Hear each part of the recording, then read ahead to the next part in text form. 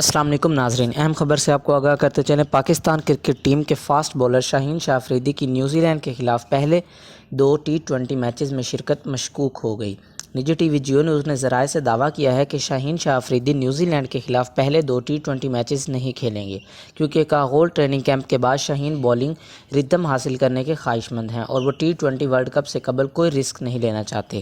یاد رہے کہ نیوزی لینڈ کی کرکٹ ٹیم پاکستان پہنچ چکی ہے اور قومی ٹیم کے کھلاڑیوں نے بھی اسلام آباد کے ہوٹل میں رپورٹ کر دیا ہے۔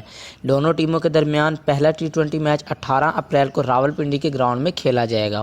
واضح رہے کہ قومی ٹیم کے 29 کھلاڑیوں نے کاغول میں پاک فوج کے زیر نگرانی ہونے والی ٹریننگ کیمپ میں اپنی فٹنس پر توجہ دی اور اسی بنیاد پر سلیکشن کمیٹی نے نیوزی لینڈ کے خلاف اسکواڈ کا اعلان کیا۔